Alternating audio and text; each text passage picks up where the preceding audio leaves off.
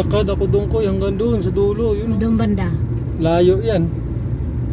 Lakad ko, tanghaling tapat. Punta tayo dyan, ano?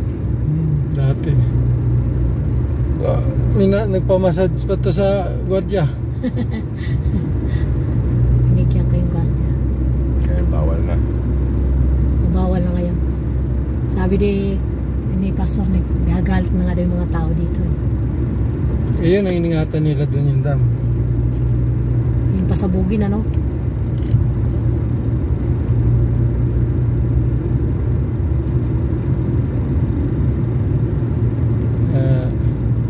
Dito okay lang dumaan ng mga taga rito. Doon sila, may gwardiya pa doon. Bawal sila doon pumasok. Punta doon, ano? Yan ang mahigpit yan. Ano ba meron doon? Eh, di ba nga yung ano? Ay, bumaba ka doon, ano? Yung kuryente. Bumaba ka doon, no? Dati hindi pa mahigpit yan dyan. Eh, kung bababa lang din naman ako mag-picture at dyan lang din naman, wag na. Yung yate, maganda doon, Pwede naman dyan, Ito mo, dami pa ng tao. Paano ka lang pumasok? Diyan ka lang, kabila. Nandyan lang sila, ano? Doon, Sa may kubo-kubo. Nandyan lang. Wala rin kwenta. Wala rin kwenta. Hindi, doon, matanaw mo naman Gusto nyo ba? Hindi ayoko na lang. Ganyan lang. Bababahin mo kung init-init. Ganun.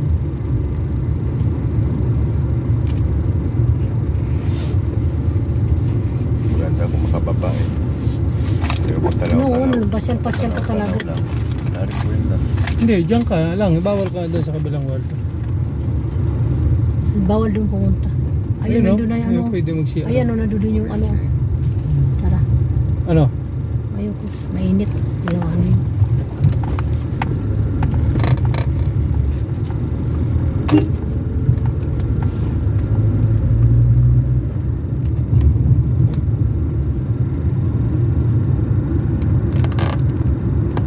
Magat. Dati kabilaan pa yan ang parking.